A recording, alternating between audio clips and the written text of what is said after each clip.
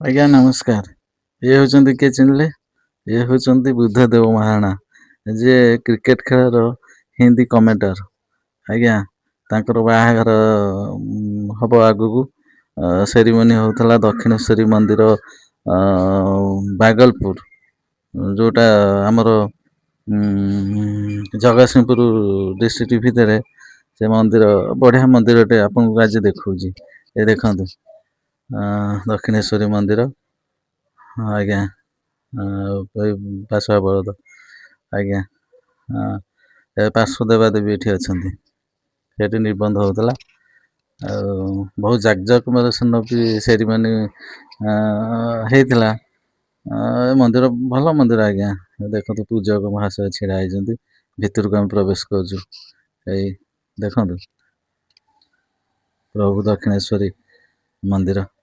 ପ୍ରଭୁ ଦକ୍ଷିଣେଶ୍ୱରୀ ଆଜ୍ଞା ଦର୍ଶନ କରନ୍ତୁ। ଆମେ ବି ସିନା ଧନ୍ୟ ହେଇଗଲୁ ପ୍ରଭୁଙ୍କର ଦର୍ଶନ କରିକିରି। ଆଜ୍ଞା ଅଡ଼ଶପୁର ପାଖରେ, ଅଡ଼ଶପୁର ସେଇଠି ଆଉ। ଅଡ଼ଶପୁର ଯାଏ ବୋଧେ ସେ ଗାଁ। ଆଜ୍ଞା ଧର୍ମଶାଳା ଭିତରେ ଖାଦ୍ୟପେୟର ଆୟୋଜନ ହେଇଥିଲା।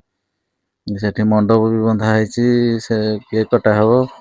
ଆଉ ପିଲାମାନେ କେତେ ଖୁସିରେ ଦେଖୁନାହାନ୍ତି ଆଇସ୍କ୍ରିମ ଖାଉଛନ୍ତି।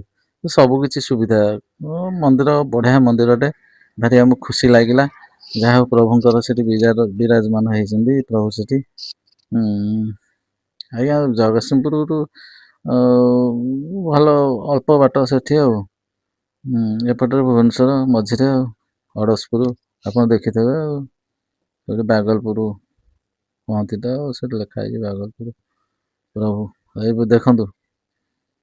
ହଁ ସାନ ଭାଇ ଭାଉଜ ଏ ନାତୁଣୀ ଆଜ୍ଞା ଭାରି ଖୁସି ଏକଦମ ସମସ୍ତେ ସେଦିନ ଆଉ। ଯାହା ଈଶ୍ୱରଙ୍କ ଆଶୀର୍ବାଦ ସେମାନଙ୍କର ଦାମ୍ପତ୍ୟ ଜୀବନ ସୁଖମୟ ହଉ, ଆମେ ଏତିକି କାମନା କରୁଛୁ। ଆପଣ ବି କାମନା କରିବେ। ଆପଣ ଆସିବେ, ବାହାଘର ନିମନ୍ତ୍ରଣ ରହିଲା ଆଜ୍ଞା। ଆଜ୍ଞା ହଉ। ଆପଣମାନଙ୍କ ସେମିତି ଆଶୀର୍ବାଦ ଥାଉ ମୋ ଭାଇ ଆଉ ସାନ ବୋହୂ ପ୍ରତି। ଆଜ୍ଞା ରହିଲି ଆଜ୍ଞା ନମସ୍କାର।